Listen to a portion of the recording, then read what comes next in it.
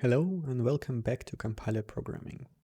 In this video, I thought it's time we slightly improve our handling of return values because if you look at this function, the helper that we have, it actually does two things, and in one of the functions we ended up calling it twice, which is actually incorrect way to deal with this kind of stuff.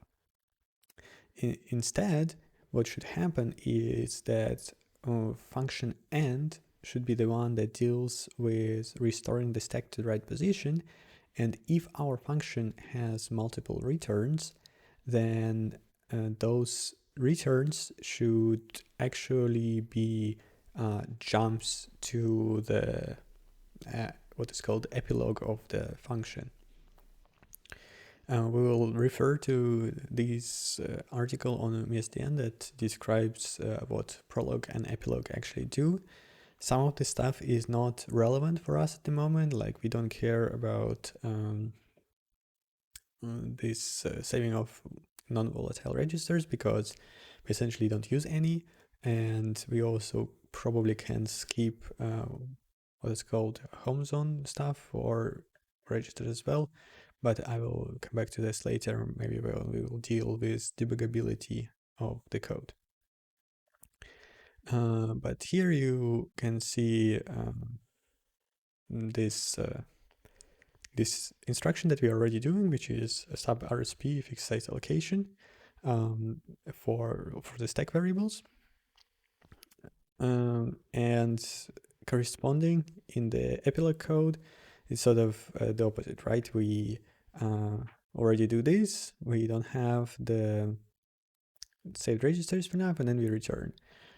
But right now we just will basically copy this code multiple times when we do return, which may be a bit convenient, but it's not exactly how functions supposed to work, and also it generates like more code than we need to, especially as we do start to use these kind of registers. This section can grow quite a bit, and this is not great to have it copied multiple times in the function. So let's work on that. The first things first is we need to change what function return actually does. And I guess what it should be doing is just check what we are trying to return and move it to the right register. However, we also had this problem here in in here, that this function is actually not supposed to return anything at all, and was expecting to return stuff, so this was a bit of a mess. So maybe let's start with that. So how do we get rid of this dummy return? I guess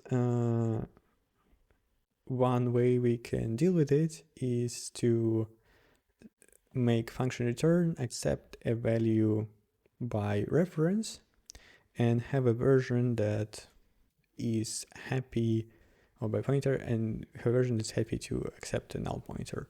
And this way we can hopefully get rid of this dummy return value. So let's try that. And also the same thing for the function descriptor, which should be okay not having a return value. And it could be other way how we can represent this. Like we could have a special like void return type, I guess. But right now let's just go with a null pointer as one indicating that we don't expect to return anything. And let's get back to function return. And now it will expect a pointer to the value instead of the actual value. So this is what we can do. I think there won't be many changes that we will need to do to the function itself, but obviously in returning code, there will be some stuff that we have to move around a bit. Let's try to run this. Yeah. So now this needs to be actually a value of its own. Value to return is this. And then we pass it here. Sort of the same thing here, but here we already have it as a separate value, so we can just do this. Here as well. Great. Same here. And same here as well.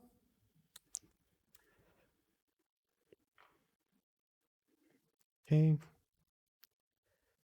And this is the function that I was talking about, where we have multiple function returns that we need to fix up. So I'll add a bookmark in my editor to quickly jump to it when we need to. But for now, let's finish up with refactoring that we have at the moment. So value to return or return 0.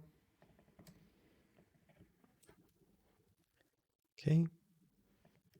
Here will be return 1. And I will actually copy paste this version here. Return 1.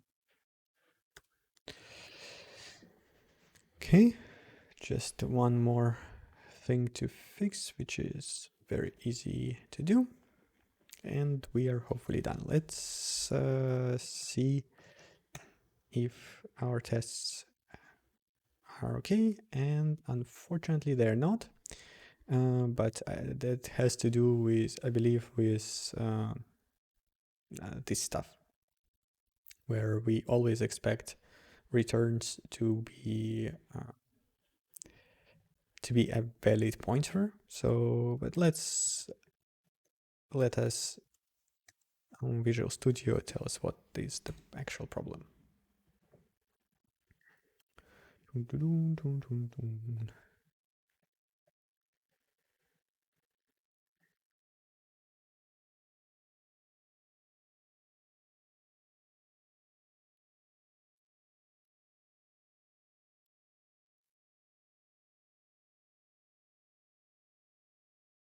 Okay.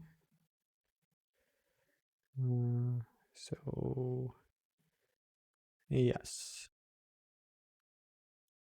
the problem happens in call function value, which tries to return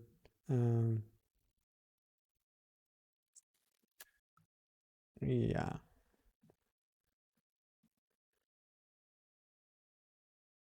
This is kind of interesting. So I guess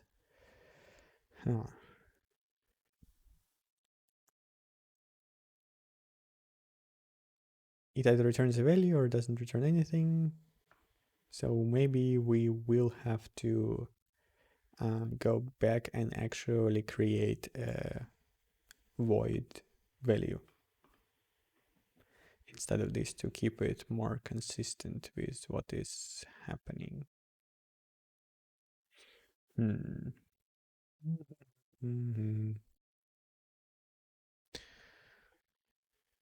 Well, I guess we need to undo everything that I've just done. Just fine. It happens. And we now will introduce a value that is void instead. Struct value. Okay. That is basically a descriptor type, and it's void. For the operand, it will be just none, which is fine. And this is actually a better default value for the enum anyway. So I guess that's good. Probably also makes sense to have a global void value that you can refer to instead of creating multiple of them. Void value is what? Descriptor type is descriptor type void. And then parent type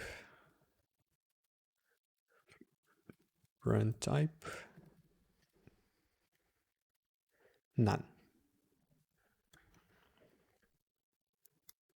Okay. So this is fine. Now instead of this dummy one, we can try to put our void value.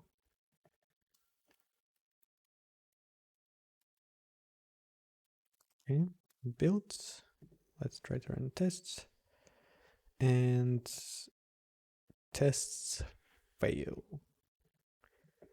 And the reason tests fail is because inside function return, we don't check that return type is void, right? So in here, where is it? I guess in here, we need to actually check if we are returning anything or not. So let's do that.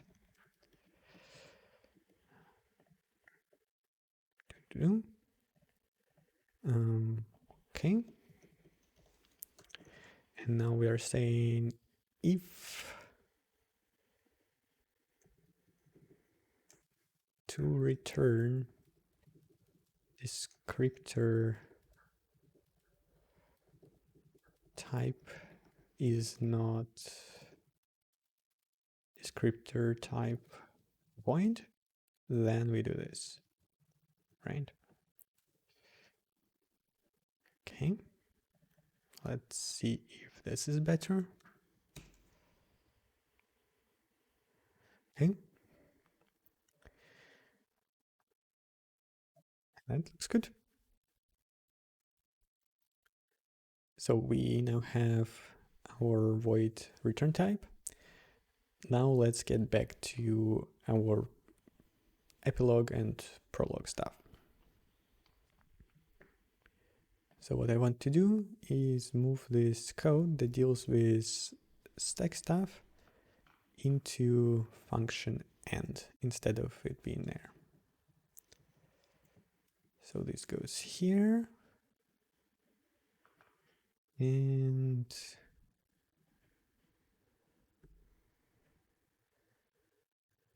this is something we also should fix. Check that all return path return the same type. Right, so we can actually check if we call this function return multiple times, that all of them do the same thing. Otherwise, we can have strange behavior. Eventually, I hope that this language will not have this restriction on the same type, but this is far off. So for now, it will help keep us sane if we do implement this way. Okay. So the next thing is we need to move this stuff.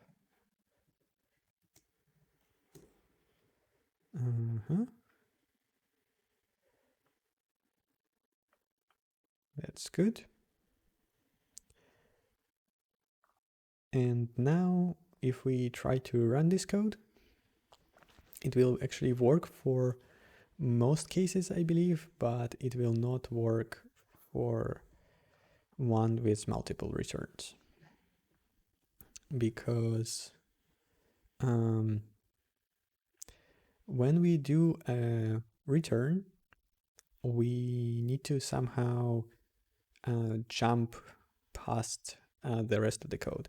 So what return does is it puts the return value into the right spot, which for now is arrayx register, and then it kind of skips the rest of the code of the function and goes directly to Epilogue. If you think in C terms, essentially we are doing a transformation where if we had some kind of function foo like this, oh, this is not the one I wanted to do, function foo, and then it had something like if x is smaller than 0, return, and then so let's again do this function that we have here. So we have int x, if x is not equal to 0, we say return 1. Is this what we're doing? Yeah, non-zero. Otherwise, return 0. And we want to get rid of these multiple returns, right? So the natural transformation that we can do is we say S64 result is whatever. We don't even need to init it. And then inside if, we kind of do this. Result is 1. Otherwise, do else result is 0. Return result. So this is what we want to transform this code to, which means we need to figure out a few things. The main one is we need to jump to this to the function epilogue, and when we are doing the return, we don't yet know where this epilogue is going to be in terms of the code, right? Because we are just outputting instruction as we go. So we will need to do the patch as well. And that means that return also will now need to return a patch, and this will be a different one. We either need to change patch to return to be a 32-bit value, or we need to change this to be 32-bit value. Maybe let's think about this. Okay, right now we can keep this 8-bit and then do the next pass to expand it. So I said the first thing is return now actually returns a patch. And we only need to do this for the this one because here it naturally will fall through. However, we also need to tell return that it needs to fall through. So maybe that's not the right way to go about this. What if instead yes, here's what we do. We add an unconditional jump instruction, and that will be similar to conditional one. Jump, and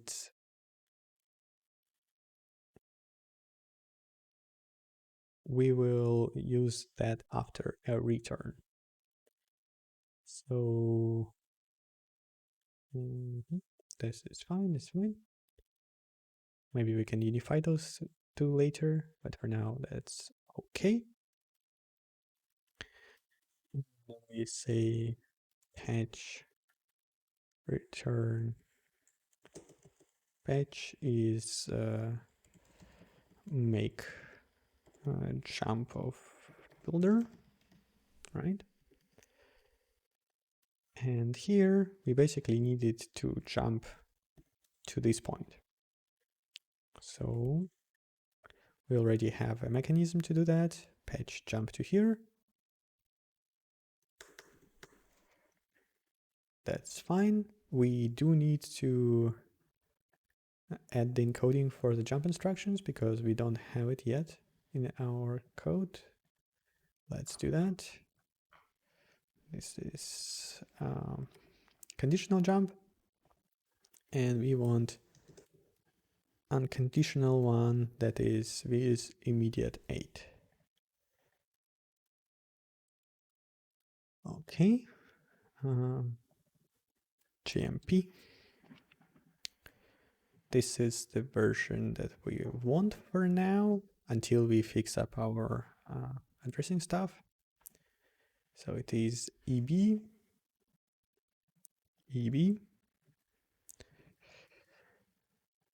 extension none, immediate 8, that seems fine, and it is JMP. Okay. Let's see what breaks. Apparently, lots of stuff breaks. So we do it here. Let's see. Function undeclared identifier. Line 422. Okay. Yeah, makes sense. It's not called function here, it's called builder, which is a better name for this stuff. Builder. And 2 more builders. Great. Yeah, this is just for the reference. We don't actually need this to work. And what else? Patch, return patch, yes. And this is why I keep this error enabled, even though it can be annoying at times, but I think that Go also does it right. If you have an unused variable in your function, it is very likely that you have something fishy going on. And so either comment it out or just not have it at all. Okay, that's fine. Let's see how spectacularly we crash. We do not, and this actually works. I also want to show you how the code looks like in assembly before we continue with the refactoring. So where is this? Yeah, it's this stuff. So we want to go here, start, go to disassembly, and jump into this. So the way this works is, as I mentioned, this is our prologue. Then we do the comparison. If the comparison is not 0, and then we jump to here. So you can see this address is this address. If it is 0, then we put 0 as the return value and jump to our prologue, which is at this address, where we successfully restore the stack space and return. So now we got rid of those multiple returns that were causing us issues. Long term, we will need to refactor this stuff more because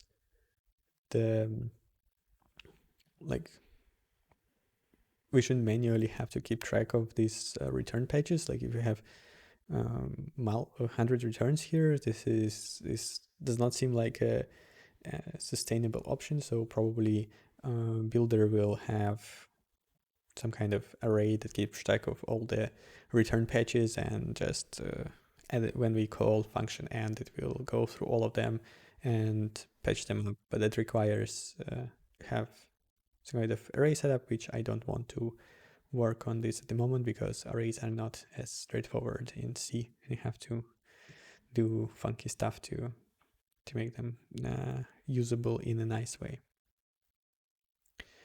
Anyway, this is good.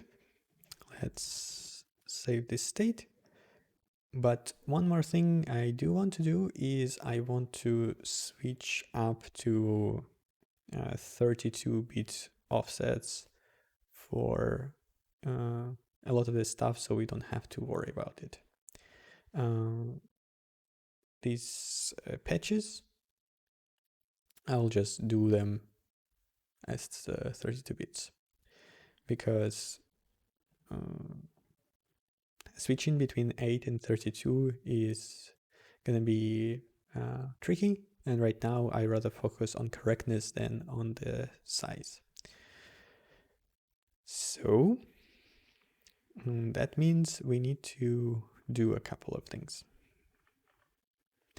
Namely, we need to update our jump instructions to include another version.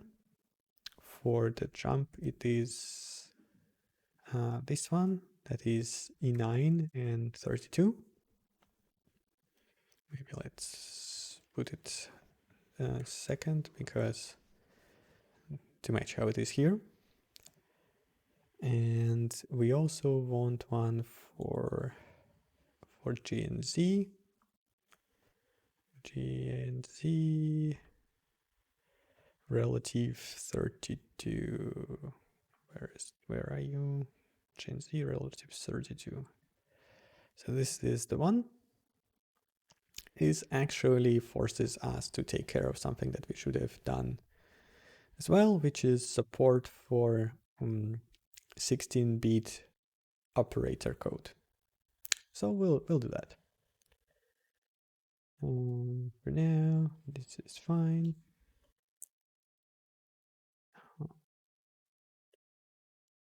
Operator code.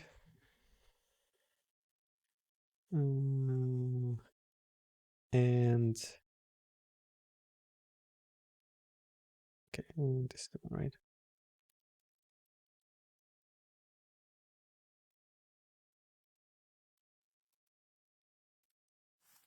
And here it's actually funky because I believe we will need to flip these to bytes, right? Because the encoding is little endian, and if we look at this value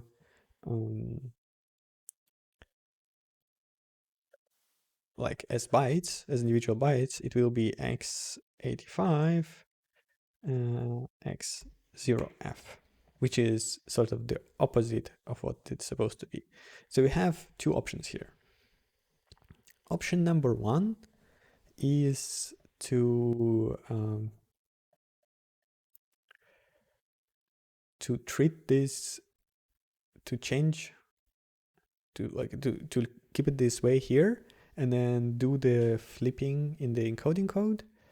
Option number two is to flip them here, which is not the one I would like to have. And option number three, which I think what I will go for, is to change opcode to actually be an array of 2 bytes. And we will then output them as is. And I believe if the first byte is 0, we can safely skip that. So there is no prefix for the opcode that is 0. At least that's my understanding. So our opcodes will actually change to look a bit different. They will look like this. And we need to obviously propagate this here. We can also kind of flip them around and make the second byte 0, but I think I prefer this version better. because it will be nicer to encode. Okay, now there's going to be a bunch of boring copy pastes, but sometimes you have to do that.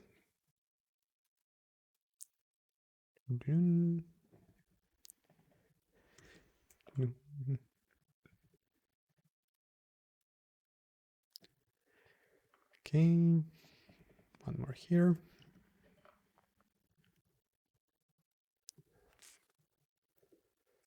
It's too bad that you can't easily say I want to initialize everything to 0 except for this particular byte in C. Like structs are not by default 0 initialized, so I have to do this manually.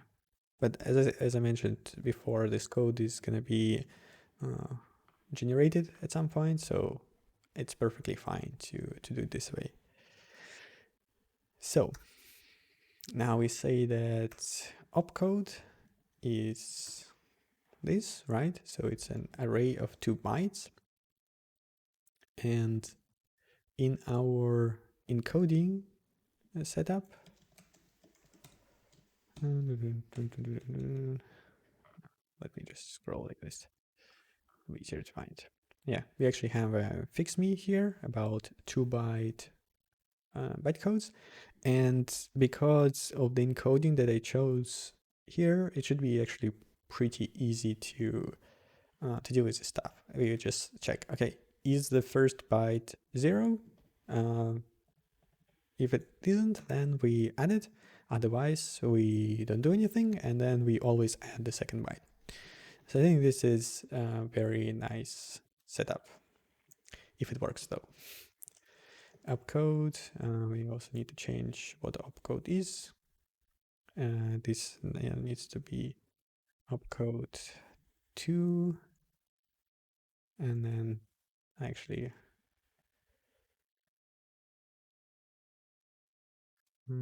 like this. I'm not even sure I can copy arrays like this, but we'll see in a second. If opcode 0, then we append it, otherwise we will not.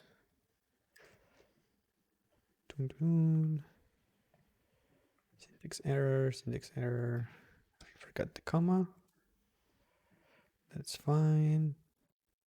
Plus equals must be an L value. Yeah, we were always adding to the first one, I believe. So to the second byte. Code array initializer. Whatever. I don't want to do mem copy here, so let's just do this.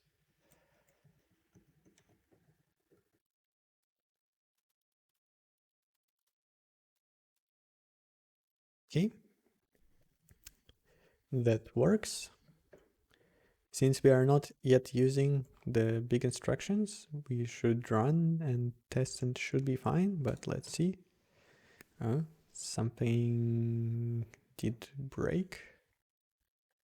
So let's check out where we screwed up.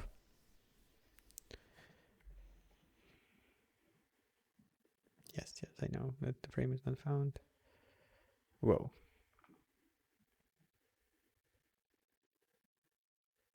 Something broke rather spectacularly.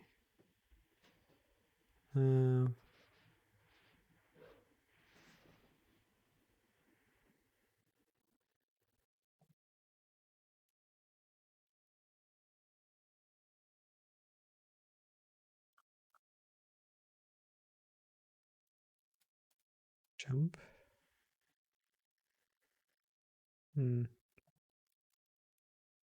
My internet is gone somewhere. EB is 8. E9 is 32. So that seems fine. Oh, here. Yeah. I messed up here. I believe this one is 32. Let's check. Yes, the 8.5 is 32. Now let's flip them around as well. Let's try again. Okay. This is good. Good progress. Now the final part is Changeup Pitch. So the pitch will now be U32. Actually, it doesn't matter if it's U32. It can be S32 because, and maybe we say patch 32, just to be more explicit about what we're doing. Now we need to change this immediate from 8 to 32 and this one as well. This also changes.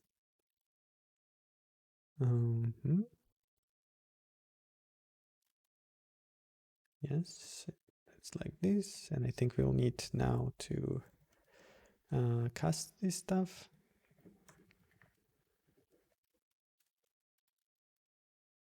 And minus here will be size of S32. Yes, that seems correct. This, that's fine. Fine. Page 32. And another one here.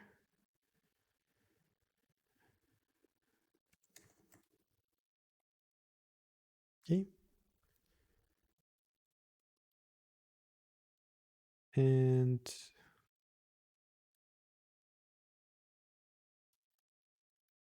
we actually should be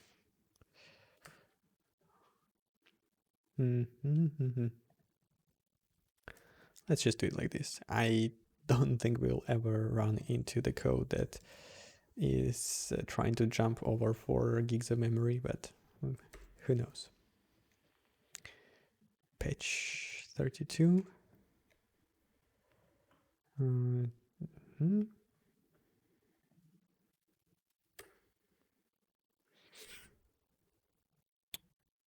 So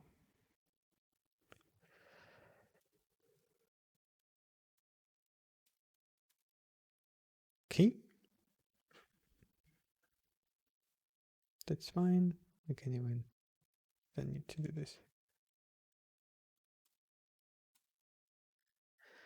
Let's see what happens. And everything is fine. Let's look at some assembly to check how it looks like. But I assume that since it all worked out, it should be fine. Okay, disassembly, ting ting. And indeed, now we are using these 2 byte opcodes, and our offsets are large. Again, this is, I said this is inefficient, but this is the least of our problems, because if you look at how we return 0, this is also not exactly the most efficient way to encode this stuff. So there is a lot of stuff to do if you want to be efficient, but this comes probably in half a year or a year or something like this. Definitely not now. Good. So our tests pass, and with that, I'm ready to wrap up the video. Thank you very much for watching, and see you next time.